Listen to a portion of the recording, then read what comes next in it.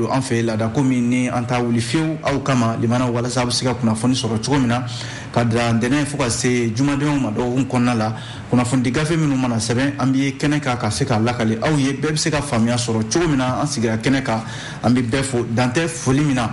min ye gafew la bakurunbaw ye an b'a jira k'a fɔ l'essor an b'a daminɛ ale la ale y'a jira k'a fɔ min ye premier ministre docteur Choguel Kokala Mayiga ko ale y'a jira k'a fɔ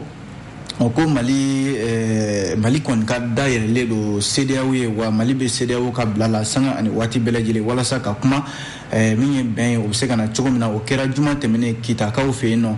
min ye premier ministre docteur Choguel Kokala Mayiga a ye malidenw fana ladɔnniya k'a fɔ min ye jamana fan bɛɛ lajɛlen lakanani ye o kɔni na kɛ fɔlɔ ka sɔrɔ ka baara o baara bɛ kɛ o kɔfɛ o fana na se ka kɛ o kɔfɛ min ye ale lesɔrɔ kelen in kɔnɔ a jarala k'a fɔ jɛkulu min sigilen don sɔngɔkow ka an ka sanni feere hukumu kɔnɔna la k'o ye sigi ka fɔ kɛ ka sɔngɔ kɛrɛnkɛrɛnnen di sukaro min bɛ don an ka jamana kɔnɔna la yan nɔ o kuma fɔ an bɛna an da don o la sisan o mana bɔ yen Nouvelle Horizon an bɛ don ale kɔnɔ ale y'a jira k'a fɔ min ye bamacima kɔrɔw ye n'o ye rebelle kɔrɔw ye k'olu welela ka taa Itali jamana kan jɛkulu kɛrɛnkɛrɛnnen dɔ fɛ jɛkulu in limanaw ale ka wulikajɔ bɛnnen don bɛn ni kelenya kumaw de ma nin t'a siɲɛ fɔlɔ yɛrɛ a ka wele bila min ye rebelle kɔrɔw ma i n'a fɔ SEMA ani min bɛ tali kɛ CSP comité stratégique permanent n'o ye rebelle kɔrɔ maaw fana ye olu y'a jira k'a fɔ weleli in kun tɛ dɔwɛrɛ ye min ye rebelle kɔrɔw ye ani jamana ɲɛmɔgɔw u bɛ se ka kuma ka da don fɛn kelen na cogo min na ale Nouvelle Horizon kelen in kɔnɔ limanaw ɲininkali kɛlen don n'a sɔrɔla ko CEDEAO bɛna jɛni Mali ka wulikajɔ min n'a bɛ ka kɛ ka taa bɔgɔ jeninen kan CEDEAO ye ɲangi min bɛ Mali kan ni Mali jamana ko k'a bɛ taa n'a ta ye kubeda la sabu ko sariya sɔsɔ don ɲininkali kɛlen don Nouvelle Horizon fɛ n'a sɔrɔla CEDEAO sariya tigiw bɛna jɛni a ye an bɛna an da don o la sisan Nouvelle Horizon kɔnɔ o mana bɔ yen le soir de Bamako ale kumana a ye ɲininkali kɛ a ko jɔnni de bɛ min ye Umar Mariko kɔ bi limana Umar Mariko min n'ale de ye politique tɔn sadi ɲɛmaaba ye sabu a jala k'a fɔ Umar Mariko a ka tɔnden caman de bɛ minnu y'u kɔ don politique tɔn in na dɔgɔkun laban tɛmɛnen in na limana o kuma fɔra soir de Bamako kɔnɔ an bɛna an da don o la o mana bɔ yen la Sentinelle ale kumana a jarala k'a fɔ min ye comité national olympique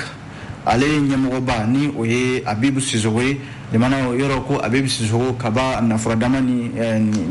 kana se sisan ma ale de bɛ comité national olympique sportif ɲɛma a dun jirala k'a fɔ ka ta kabi san 1960 fo kana se bila comité olympique sportif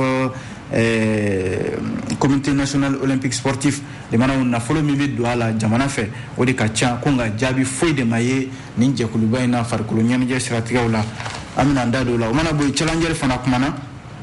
Challenger y'a jira k'a fɔ conseil malien des chargeurs ko cour suprême ye jaabi bɔ ka bin k'a ye tiɲɛ di min ye Burama Munkoro ma o kuma fɔra Challenger kɔnɔ an bɛ sɔrɔ k'a kuncɛ ni min ye l'indépendant a jarala k'a fɔ limanaw ko maa 13 o de fara o kɛra min ye Koro mara la limanaw nin ko in kɔni kɛra nka bɛɛ lajɛlen de dabali ban a bɛɛ lajɛlen ma gansanw ye minnu sigilen don nin yɔrɔ kofɔlen in na o mana bɔ yen ale indépendant kelen kɔnɔ limanaw mobili min n'u k'a ma ko Mercedes 190 ko maa dɔw bɛ yen minnu kungulen bɛ o suɲɛni na ko nka 4e arrondissement maaw ye tɛgɛ kɛ u la dɛ an bɛna an da don o fana na fo ka taa se ko fila ni fila bɛ yen limanaw olu fana ba de taara u bila ka taa k'u fililen to yen ko nka ala ka maa ɲuman dɔ kɔni bɔra u kan indépendant de y'o fɔ an bɛna an da don nin bɛɛ lajɛlen la sisan limanaw an b'a daminɛ ni l'essor ye ale kumana l'essor y'a jira k'a fɔ nin wagati in na gouvernement ɲɛma ni o ye docteur Choguel Kokala Mayiga ye limanaw juma tɛmɛnen in na ale kun taara min ye Kitakaw fɛ yen nɔ Kita a taara hukumu kɔnɔna la o de ye jɛrɛ min bɛ to ka kɛ kɔɔri tɔgɔ la n'o ye festival panafricain de la cotonnade a kɛra o de hukumu kɔnɔna la o senfɛ min ye premier ministre ye limanaw a ye kuma caman fɔ jamana in kan kuma minnu bɛ yen n'a a bɛ tali kɛ gɛlɛya min b'an kan sisan ani jamana wɛrɛw cɛ ani an dɛmɛbaga wɛrɛw cɛ limanaw premier ministre docteur Choguel Kokala Mayiga a da donna kuma caman na Nouvelle Horizon i n'a fɔ l'essor ka fɔ la l'essor ka fɔ la limanaw a jarala k'a fɔ min bɛ tali kɛ Mali ni a dɛmɛjɛkulu communauté internationale min ye Choguel Kokala Mayiga ye a y'a jira k'a fɔ Mali kɔni jɔkan ye min ye Mali bɛ se ka a ka jamana yɛrɛ kisi cogo min na ani baara o baara bɛ yen n'o bɛ kɛ o kɔfɛ o n'a sɔrɔ ka boloda ako ni wagati na misali min ye Choguel Kokala Mayiga a ka fɔ la a ko a bɛ se ka min fɔ jamanadenw ye a ko a tɛ tɛmɛ kalo kelen ka bi min ye an ka armée limanaw min ye an ka jamana kɔlɔsibaw ye ko u ye baara min kɛ forces armées maliennes limanaw k'a ye lakali bɔ dɛ sabu k'a kɛra sababu ye maa hakɛ min wulila ka bɔ i sigiyɔrɔ la jamana kɔnɔna la kabi Mali bɛ gɛlɛya kɔnɔ a bɛ se maa 350 ma ko nka bi maa min sera ka segin ka taa i sigiyɔrɔ la a bɛ se maa 50 ma ka sababu kɛ armée ka wulikajɔ ye lesɔn kelen ka kuma la a ko fɛn kelen bɛ yen Choguel Kokala Mayiga ka fɔ la limanaw o de ye ko min bɛ yen ni Mali tɛ sigi fiyewu ka o kuma tɛrɛmɛ ani maa wɛrɛ cɛ o tɛ dɔwɛrɛ ye Mali lakana jamana in fan o fan bɛ yen ko a bɛ se ka lakana jamana ɲɛmɔgɔw b'o baara la limanaw wa o kuma tɛna tɛrɛmɛ o ni jamana si cɛ wa o kuma tɛna tɛrɛmɛ o ni maa si cɛ Choguel Kokala Mayiga y'a jira k'a fɔ o de la k'a bɛ foli di farafinna kɛlɛyatɔnba ɲɛmɔgɔ min nana Mali kɔnɔ la n'o ye Musa Faki Mahamad sabu ko o nana u lamɛn ka n'u ka gɛlɛyaw lamɛn limanaw ko a bɛ foli di Musa Faki Mahamad ma ko nka aw kɔni Mali bɛ to min ye a ka dayɛlɛlen don ani CEDEAO jamanaw ni ɲɔgɔn cɛ limanaw wa a bɛ to fana CEDEAO ka bila la kuma o kuma bɛ yen ni u bɛ fɛ k'o tɛmɛ CEDEAO jamanaw ni ɲɔgɔn cɛ sabu ko a bɛ n'a fɔ du kelen kɔnɔna de don k'a bɛ n'a fɔ balimamɔgɔw de don Mali ni CEDEAO bɛ n'a fɔ cogo min na k'a bɛ n'a fɔ balimamɔgɔw de don ko ni balima fila limanaw bamananw ko ten ko balimaya bɛ sisi a tɛ mɛnɛ ani CEDEAO Choguel ka kuma kɛr'o ye ko ani CEDEAO ta de kɛn bɛ o ye bi ko an tɛ se ka ɲɛ ɲɔgɔn kɔ balimaya kɛlɛ mana kɛ cogo cogo an na bɛn a la o la sa min ye lesɔn kelen in kɔnɔna la a y'i da don min ye Faransi ni Mali cɛ nin waati in na gɛlɛya min fana bɛ yen a y'a jira k'a fɔ ko Mali sini limanaw Mali sini a bɛ se ka kɛ cogo min na ko Faransi tɛ se ka i sigi a ka jamana kɔnɔ ka Mali sini dilan ani ka tila k'i sigi kunnafonidi siraw fɛ ka o kuma fɔ kuma in bɛ mun nɔfɛ limanaw a jala k'a fɔ Faransi jamana de ye jalakiba bɛ min ye an ka jamana marabaaw ka kuma bɛɛ i b'a sɔrɔ a b'a f'u ma ko fanga dafirilaw n'o ye junte ye minnu bɛ yen ni fanga b'olu bolo ko wa ko jamanadenw ka fanga yɛrɛ tɛ limanaw kuma bɛɛ i b'a sɔrɔ o kuma de bɛ bɔ Faransi jamana ɲɛmɔgɔw da Choguel Kokala Mayiga a ye jaabi kɛrɛnkɛrɛnnen di ka di Faransi ma wa ko Faransi bɛ ka i sɛmɛ u ka maa minnu bɛ yen kɛlɛcɛ minnu bɛ yen ni olu fagara Mali kɔnɔna la yan n'o bɛ se sɔrɔdasi 50 ani kɔ ma ko a bɛ n'a fɔ Mali jamana kɛra fitiriwale de ka ɲɛsin olu ma Choguel Kokala Mayiga ko fitiriwaleya tɛ Mali furadama ma deli ka kɛ fitiriwale ka ɲɛsin Faransi ma ko n'o tɛ ko a bɛ n'a fɔ Faransi yɛrɛ ɲinana de kabi san 1940 ka n'a bila san 1945 la ko farafin jamanaw Mali yɛrɛ b'a la jamanaw olu taara Faransi bɔ bolo la waati min na kɛlɛ bɛ Faransi da la o fana ka bɔ yen ko l'américain jamana kun taara Faransi fana bɔ bolo la o waati kelen ninnu na Faransi tala ka wuli ka l'américain jamana gɛn ka b'u ka jamana kɔnɔ l'américain jamana ma nɛni kɛ a ma Faransi dɔgɔya a ma foyi f'u ɲɛna ko munna bi ni Mali jamana ko a bɛ fɛn fɛn kɛ ko a tɛna kɛ i n'a fɔ kɔrɔlen bɛ cogo min na sabu Faransi deli bɛ min na Choguel ka kuma de ye nin dɛ limanaw ko Faransi deli bɛ min na o ye k'a fɔ u bɛ fɛnw baaraw kɛ baara minnu ka d'u ye cogo min na a bɛ kɛ ten a ko bɛ nasu ka na jamana kɔnɔ a ka d'u ye cogo min na a bɛ kɛ ten a bɛ n'a fɔ yɛlɛma de bɛ fɛ ka don o ko la sa jamana ɲɛmɔgɔ minnu bɛ yen sa olu tɛ fɛ baara foyi ka kɛ n'a ma sigi tabali kan bɛɛ k'i sigi k'a lajɛ min ka nafa bɛ min na limanaw bɛɛ k'i ta Faransi yɔrɔ dogodogonin dogo ye olu taabolo ye Choguel Kokala Mayiga ka fɔ la ko fɛn fɛn bɛ yen bi n'o bɛ Mali ni a dɛmɛ jamanaw cɛ k'o ye baara ɲɔgɔn ye limanaw baara in bɛ tɛmɛ jamana ɲɛmɔgɔw de ka yamaruya fɛ foyi tɛna kɛ jamana ɲɛmɔgɔw ɲinɛ ma limanaw a ye kuma wɛrɛ fɔ ka ɲɛsin Niger ale ka minisiri min b'u ka jamana ni jamana wɛrɛw cɛ baara kunna limanaw a ye jaabili kɛ ka ɲɛsin o fana ma yɔrɔ o fana y'a jira k'a fɔ ko Mali jamana ɲɛmɔgɔw ko olu ta kɛ ka ban kɛlɛ ma ka na u sigi fanga la min ye Choguel Kokala Mayiga ye ko a ye min fɔ ka ɲɛsin Mali jamana ma limanaw a bɛna fɔ a ye jamanaden yɛrɛ bɛɛ lajɛlen de don gɛlɛya kɔnɔ nin yɔrɔ in na yan sabu min ye Niger ka nin minisiri ye a kuma in kɔni a ɲɛsinna jamana ɲɛmɔgɔw ma ko nka a bɛ ɲɛsin Mali jamanadenw fana ma o de la Choguel Kokala Mayiga a ye ɲininkali kɛ ko yalima u ka nin minisiri a ye kalan kɛ kalanso jumɛn de la jamana ni jamana wɛrɛw cɛ baara kalan bɛ kɛ yɔrɔ min na n'o ye diplomasi ye ko Niger ka nin ministre a y'o kalan kɛ jamana jumɛn na walasa a ka sɔrɔ k'i jɔ ko Mali ni Niger cɛ jamana fila don minnu ye balimaw ye ko nka limanaw maa wɛrɛ de bɛna wuli ka jamana fila in k'u bila ɲɔgɔn na k'a sɔrɔ dun jamana fila in bɛɛ lajɛlen ka taabolow ye kelen ye o la Choguel Kokala Maga y'a jira k'a fɔ ko min ye communauté internationale ye o min ye jamana wɛrɛ ye o fɛn fɛn bɛ yen ko i hakili la i bɛna Mali sama ka se yɔrɔ la yɔrɔ min ka di ye a tɛna kɛ ten bilen wa ko maa o maa bɛ yen k'i bɛna Mali jagoya ka don da dɔ fɛ k'a sɔrɔ a Mali ka nafa t'a la limanaw o baara tɛna kɛ bilen dɛ wa ko gouvernement fana a sigilen don kan min ka bi o de ye jamana bɛ se ka lakana cogo min na kɔfɛ ni baara min bɛ kɛ limanaw o na kɛ l'essor de ye nin fɔ dɛ limanaw ale l'essor kelen kɔnɔ a jirala k'a fɔ an ka sugu kɔnɔna la bi yɔrɔ fɛnw tɛ se ka san kɛrɛnkɛrɛnnenya la min ye sogoro ye ko jɛkulu min bɛ yen n'o sigilen don sɔngɔkow kunna n'o ye n'o kama ko conseil national des prix ale sigira limanaw a kɔnɔna la min ye syndicat olu b'a kɔnɔ conseil national des prix o b'a kɔnɔna la ka taa se an ka jagokɛla misɛnninw jagokɛla kumabaw olu bɛɛ lajɛlen bɛ nin conseil in kɔnɔna la k'o ye sigikafɔ dɔ kɛ min bɛ tali kɛ minisiriso min b'an ka jagoko kunna ani usine ko o ɲɛmɔgɔya yɛrɛ tun bɛ minisiri bolo Mahamudu Ould Mohamed limanaw kumana min kan dɔwɛrɛ tɛ sugaro sɔngɔ a bɛ se ka kɛ kelen ye cogo min na bɛɛ bɛ se ka san nɔgɔya la ko o yɛrɛ o bɛ daminɛ bi ntɛnɛn bɛɛ lajɛlen la a jirala k'a fɔ sugaro min n'o bɛ dilan Mali kɔnɔna la yan ko o kilo kelen bɛ di jamanaden bɛɛ lajɛlen ma dɔrɔmɛ 100 sugaro min bɔ jamana kɔ kan ka na o kilo kelen o bɛ di jamanadenw ma dɔrɔmɛ 120 ko bɛn kɛra o kan min ye jagokɛlaw ka ɲɛmaaba yɛrɛ Yusuf Bacili ale y'a jira k'a fɔ ko bɛn kɛra a kan ɲɔgɔn fɛ wa maa si tɛna bɔ kɔfɛ k'a fɔ i bɛna sɔngɔ wɛrɛ da sugaro kan ka nin bɛnkan in ka i sen tereke o kan walasa sugaro feerelaw yɛrɛ ka ɲɛmɔgɔ min bɛ n'o ye Ame Ɲagandu ye ale y'a jira k'a fɔ ko jagokɛla misɛnnin fɛn fɛn bɛ yen ko n'i bɔra nin bɛnkan in kɔnɔna la a bɛ n'a fɔ i ye sariya sɔsɔ kɛ sabu min ye association des consommateurs du Mali ASCOMA ani min ye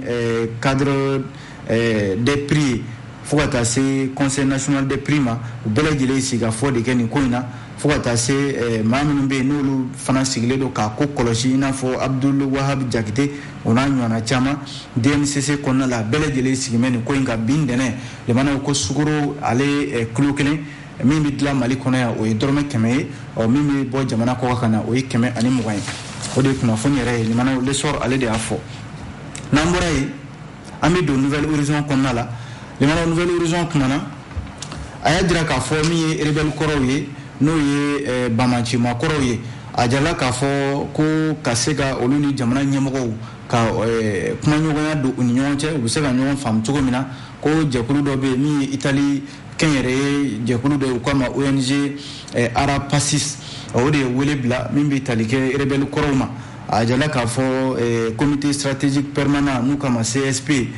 ni bamacima kɔrɔw b'a kɔnɔ plateforme du 14 juin fo ka taa se coordination des mouvements de l'Azawad olu bɛɛ lajɛlen bɛ a ko hukumu kɔnɔ ko kununko kari janvier kalo tile 30 u welela Itali faaba la n'o ye Rome ye limanaw ka se ka taa kuma kɛrɛnkɛrɛnnenya la min b'u ni gouvernement cɛ ani min ye bɛnkan sɛbɛn min n'o boloma bilala Mali kɔnɔ yan ale bɛ se ka lawaleya cogo min na min bɛ tali kɛ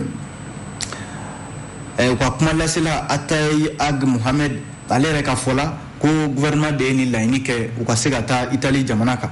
a jirala k'a fɔ avion kɛrɛnkɛrɛnnen 2 o de bilala ka na ninnu nɔfɛ ONG Arapacis ale fɛ walasa ka se ka taa ni rebelle kɔrɔ ninnu ye a jirala k'a fɔ ONG n'u kama Arapacis for Peace a ɲɛmɔgɔ Madame Maria Nicoletela Gaida ale de ye nin ɲɛmɔgɔ ye nin t'a siɲɛ fɔlɔ yɛrɛ ye limanaw ko kabi san 2021 mai kalo la a kun ye nin rebelle kɔrɔ ninnu wele ka taa Itali jamana kan walasa u bɛ se ka kuma u bɛ se ka fara ɲɔgɔn kan cogo min na ka ɲɔgɔn faamuya bɛnkan sɛbɛn min bolonɔ bilala Mali la yan ale bɛ se ka lawaleya i n'a fɔ a kan ka kɛ cogo min na walasa Atayi Ag Mohamed ale min ye coordination des mouvements de l'Azawad olu ka kuma lasela comité de suivi de l'accord a ko gouvernement yɛrɛ de ye nin laɲini kɛ nka nouvelle horizon ka fɔ la limanaw ni gouvernement ye laɲini kɛ ni ONG Arapacis ale de fana ye ni laɲini kɛ a jala k'a fɔ maa minnu kɔni taara nin na a bɛɛ lajɛlen rebelle kɔrɔw ye i n'a fɔ Al-Gabaz Ag Intala, Mohamed Ag Sherif, Moulay Ahmed, Mohamed Atayub Sidibé, Fahad Ag Al-Mahmoud, Musa Ag Asharatuman ani Bilal Ag Asherif kunga limanaw abina fɔ ninnu ni gouvernement cɛ abina fɔ bɛnba tɛ yen sabu munna ministre min bɛ yen n'ale b'an ka bɛn ni kɛnɛya kunna colonel Ismaila Wage waati dɔ la ale kun ye kuma dɔ porokotora ani ninnu ɲɔgɔn cɛ waati min na sigikafɔ bi kɛ waati la u ka comité stratégique bɔra k'a jira k'a fɔ ko ministre ye kuma min fɔ k'a ma bɛn olu ma sabu k'a bɛna ni farafarali ye limanaw o furugufurugu b'u ni ɲɔgɔn cɛ k'a bɛna fɔ kunnafoni yɛrɛ kun dira k'a fɔ ministre kun kan ka taa ko nka kunnafoni minnu dira kɔfɛ a jala k'a fɔ gouvernement maa si tɛ taama in na rebelle kɔrɔ ninnu dɔrɔn de taara nin taama in na min ye Italie ale jamana ka Nouvelle Horizon ale ka lakali la limanaw halisa ale Nouvelle Horizon kelen kɔnɔ min bɛ tali kɛ jɛkulu min bɛ yen n'ale de sigilen don Assise nationale de la refondation baaraw kunna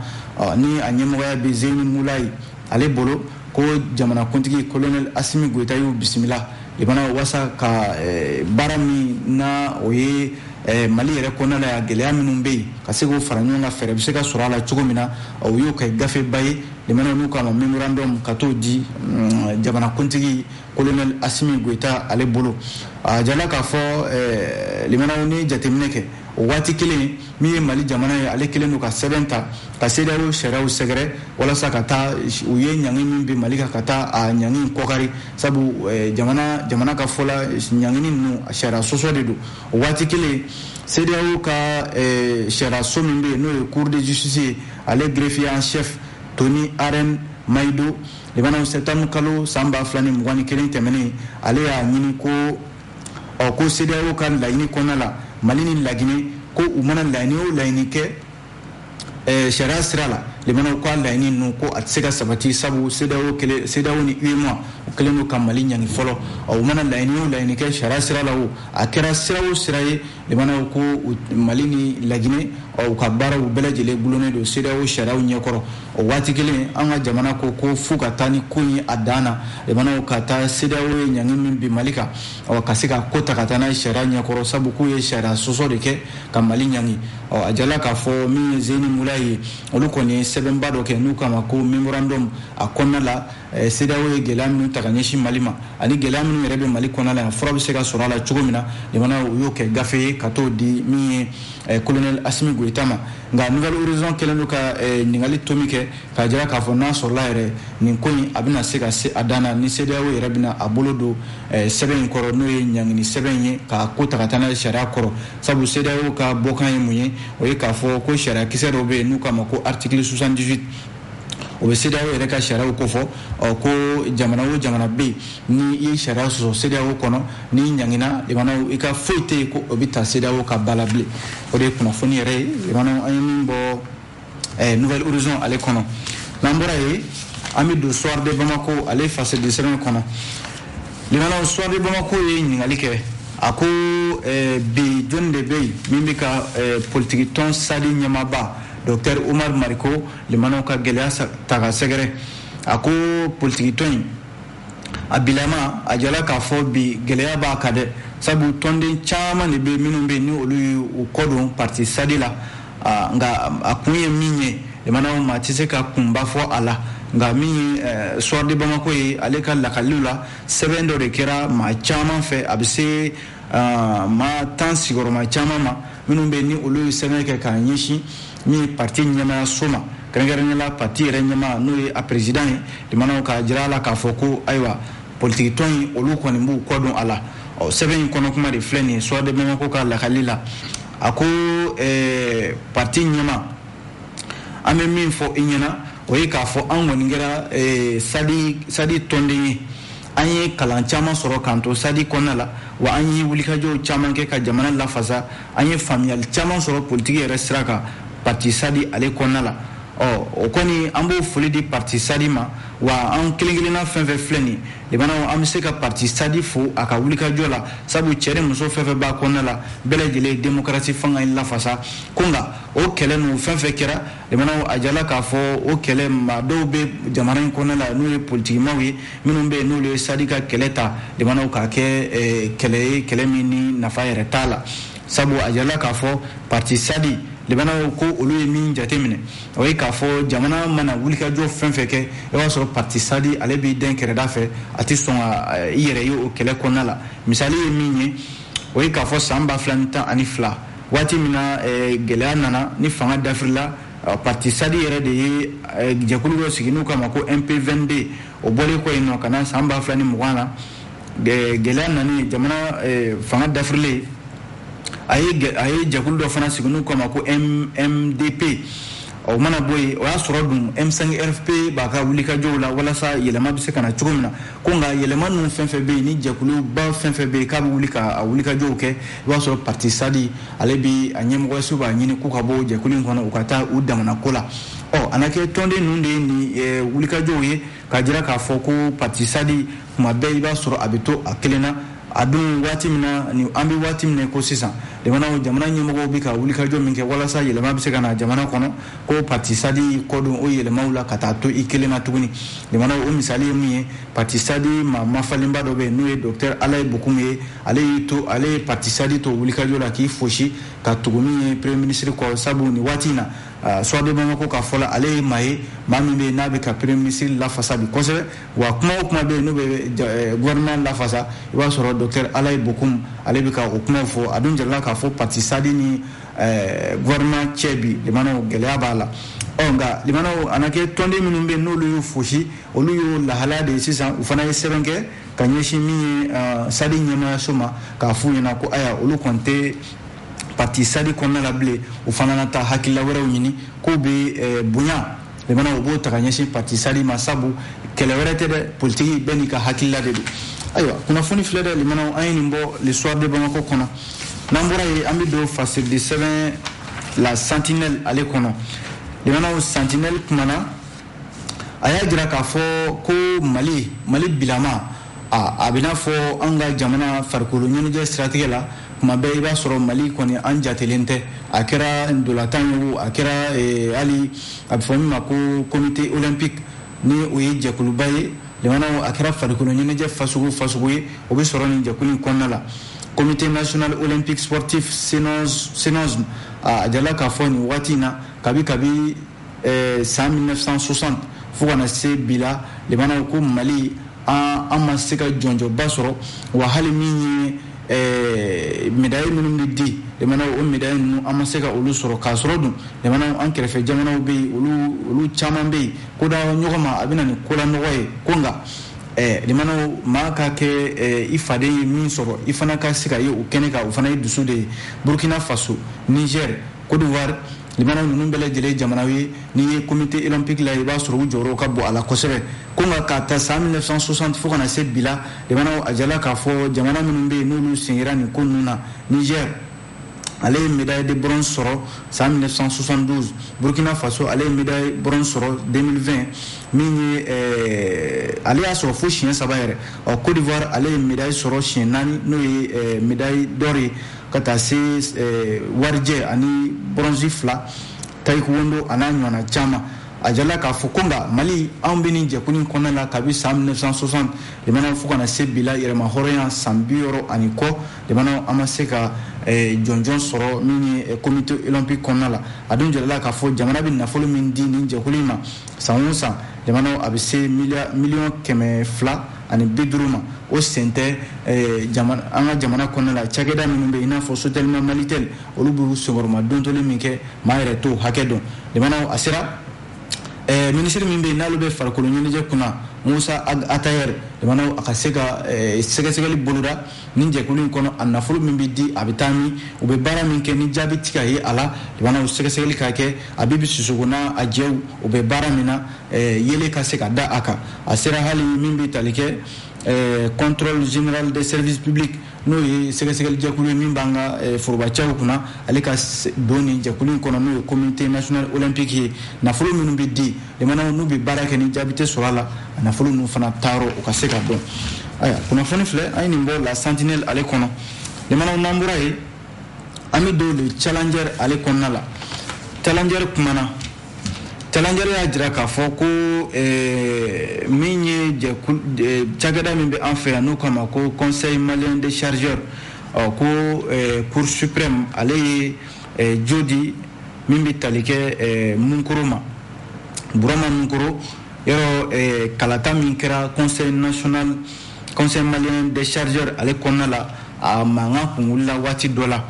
a jala k'a fɔ cour suprême ye sariya min bɔ k'a bɛn n'o y'a ka arrêt numéro 035 min taara janvier kalo tile 27 san 2022 an ka sariya sunba in a ka section administrative ale bolo fara fɛ ko a ye liste min bɛ yen n'o ye liste B ye ni a jarala k'a fɔ min bɛ tali kɛ décision min taara k'a fɔ min ye maa min tun bɛ conseil malien de chargeur o ɲɛmɔgɔya la Ousmane Babalayi Dawu ko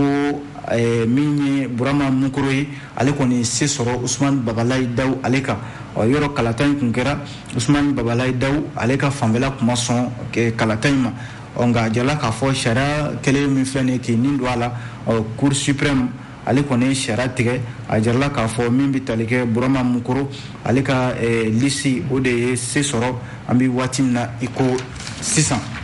limanaw ka fasiri kun cɛ an b'a kun cɛ ni l'indépendant ye limanaw kuma damadɔ de bɛ l'indépendant kɔnɔ bi fɔlɔ o ye nin ye waleya dɔ ye nisɔngoya ko don dɛ sabu a jarala k'a fɔ maa 14 min ye jamanaden gansanw n'o ye civils ye olu fara kɛnkɛrɛnnenya la yɔrɔ min bɛ yen ni o ye Jinanguru ale commune Koro mara kɔnɔna la limanaw a kɛra walejugu tigilama dɔw de fɛ minnu ma se ka sidɔn fiyewu ko nka a ma kofɔlen ninnu a jala k'a fɔ sɔrɔsiw ka fini de b'u la fasidi sɛbɛn indépendant ka fɔ la waleya in kɔni kɛra min bɛ tali kɛ janvier kalo tile 27 o don sufɛla de fɛ nka waleya in yɛrɛ kɛra min bɛ tali kɛ mɛtiri 500 ɲɔgɔnna ani tonu o dugu fitinin ni ɲɔgɔn cɛ Jinanguru ale mara la nka limanaw maa minnu sɔrɔla nɛgɛjuru sira fɛ n'olu ye ɲɛfɔliw kɛ a jala k'a fɔ maa kofɔlen ninnu u nana bɛn dugu de kan limanaw k'u ta kɛ marifa ci o ni maa ma bɛnna u ye kisɛ ci o la k'o bɔnɛ o nin na nka limanaw armée ɲɛmɔgɔyaso kɔni ye layidu di k'a fɔ sɛgɛsɛgɛli kɔni na boloda nin ko in na limanaw maa minnu bɛ nin ko in jula k'a dɔn maa kofɔlen minnu don waati kelen an ka armée a bɛ wuli ka jɔ la limanaw jamana fantan 4 bɛɛ lajɛlen walasa bamancimaw bɛ yɔrɔ yɔrɔ ka se ka tɛgɛ kɛ u la ale indépendant kelen in kɔnɔ limanaw a jarala k'a fɔ ko bolimafɛn min bɛ yen n'o kama Mercedes 190 ko ale ye suɲɛ maa dɔw bɛ yen minnu bɛ yen ni olu delen bɛ nin mobili suɲɛni de la ko nka mɛnan t'a la ani tora la a bɛɛ lajɛlen bɛ ɲɔgɔn da fɛ a jarala k'a fɔ Mercedes 190 jɛkulu dɔw de bɛ yen minnu kun wulilen don a suɲɛni na Bamakɔ dugu kɔnɔna la yan indépendant ko ale ye kunnafoni sɔrɔ k'a fɔ olu yɛrɛ kun ye kunnafoni di janvier kalo tile 6 tɛmɛnen k'a fɔ min bɛ tali kɛ Mercedes suɲɛnaw olu de caman bɛ an ka dugu in kɔnɔna la yan a jala k'a fɔ 4e arrondissement ale kɔni ye wulikajɔ kɛ cɛ dɔw bɛ yen n'u kama ko A Haidara limanaw n'u kama ko Sherif ka se ka tɛgɛ kɛ ale la a n'a jɛw o mana bɔ yen ale indépendant kelen kɔnɔ limanaw k'a kun cɛ teliya la ko sigiri su janvier kalo tile 29 nɛgɛ kanɲɛ 20 waatiw la ko muso dɔ bɛ yen n'u kama ko Ajawuya Koyi Arkiya Kiki limanaw ko ale taara bɔ filani fila dalen ka a yɛrɛ ka da la 300 logements ale kɔnɔna la commune 5 ale kɔnɔna la Bamakɔ yan nɔ kɔfɛ a ka sɔrɔ ka 4e arrondissement ma olu ladɔnniya o ka sɔrɔ ka brigade de mers olu wele ka na a jala k'a fɔ min ye filani fila ye limanaw dɔ de kɔni taara ka filani fila fili ka taa n'a sen fila ye o ka sɔrɔ ka ministre fana min bɛ muso ni den ni denbaya ka kɔɲɛ kunna madame Wadije Fune Kulubali ale ka sɔrɔ ka ladɔnniya limanaw ka sɔrɔ ka filani fila in ka taa n'u ye pouponnière min filɛ nin ye Ɲamana limanaw bɛ se ka bila bolo kɛnkɛrɛnnen ale kan cogo min na aya an bɛ kunnafoni bilani kan l'indépendant y'a fɔ k'aw fɔ k'aw bɛɛ lajɛlen waleɲuman dɔn min ye an dɛmɛbaaw ye Kanam ani Amo olu de kelen ka jɛmukan senkɔrɔma tinti an b'u fo dantɛ foli min na an filɛbagaw k'aw fana fo k'aw barikada an b'a fɔ a k'an bɛn sini ni Ala sɔnna